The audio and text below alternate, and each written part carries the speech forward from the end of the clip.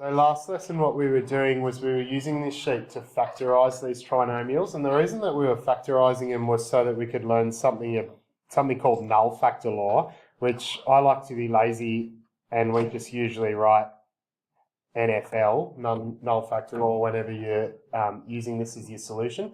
So up until sort of like the last topic of last year, the only way you guys could solve equations was using the balance method.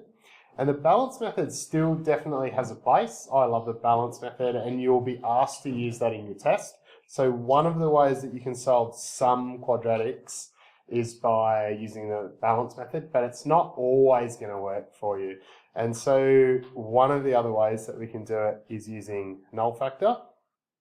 The trick to null factor though, and the reason deliberately why I've given you a sheet that's not null factor, is to force you guys to practice 24 times, 26 times, that this will not work unless you make it equal 0, okay? So an equation must equal 0 before you can start using this method. And they will try and trick you, and the test will give you questions where it doesn't equal 0, and the first thing that you're going to have to do is modify the equation so that it equals 0 before you start, okay? And then what we do is exactly what we were up to last lesson. There are a few different ways of doing this. It might be worth asking Miss Taylor as well how she does this in case she's got a better method for you, or one that sticks better. But remember, we know this is going to form two sets of brackets.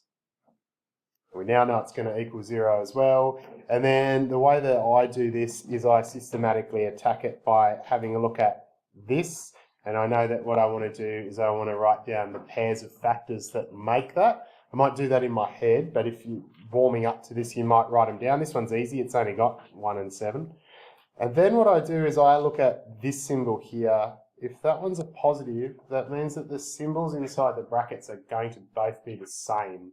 And I can cheat and see which one it is by then looking at this symbol. So this one tells me that both of these will be positive. Just speeds me up a little bit.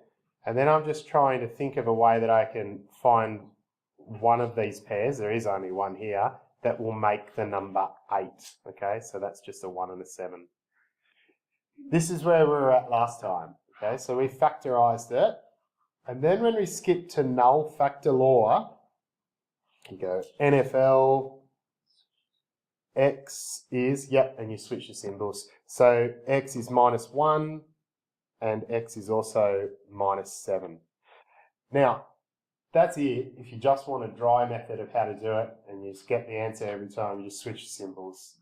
If anyone's wondering why, okay, remember it's null factor. We're trying to make this factor or this factor, okay, or these terms equal to nothing, okay? So if we were to sub this in, for example, okay, let's say that we take X, oh, I've made it an X when it's actually a B, by the way. That's a B. If B was -1, then remember if we sub that in, which you don't have to do, we'd end up with -1 + 1 times -1 + 7. And that would be correct because that makes nothing. And whatever that is, it doesn't matter.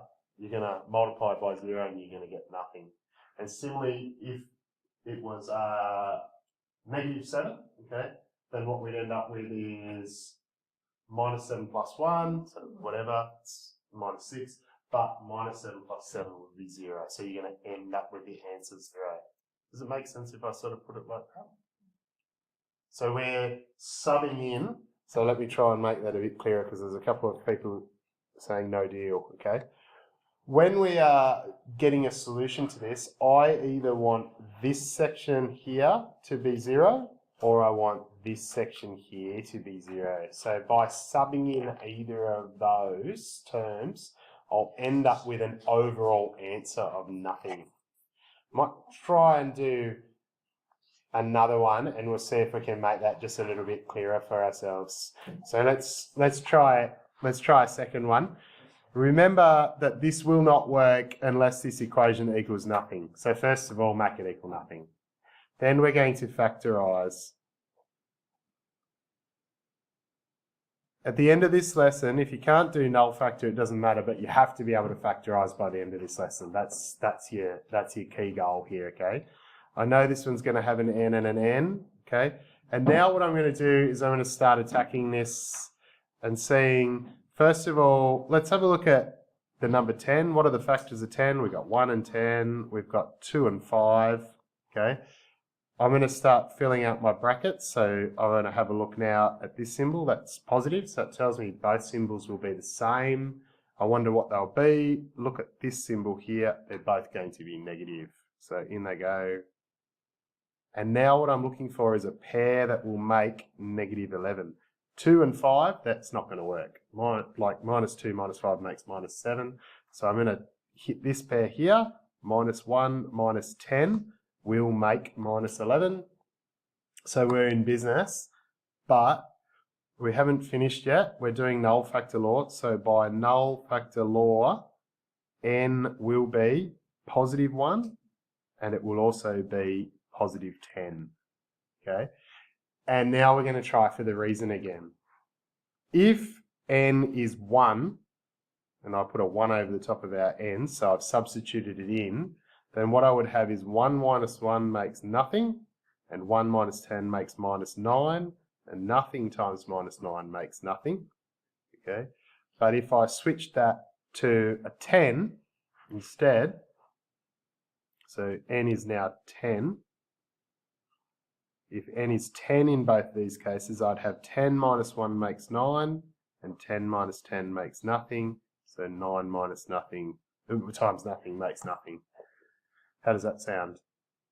So we're using substitution. Why do you think that n, and in our case when we're doing it at the test, why do you think that x will always have, or not always, but why do you think x can have 2 answers? Perfect, yeah.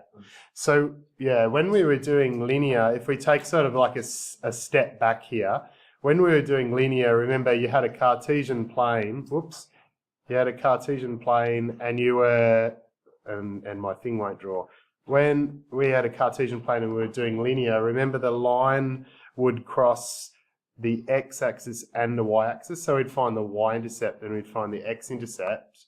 Now what's happening is we've got a curved line. So in the case of the one that we just did up there, that where, let's say it's x was 1 and x was 10, it would pass down through 1 and back up through 10. So Heath's right. It will still have a y-intercept, but it will also have 2 x-intercepts as well. So that's where we're headed with this.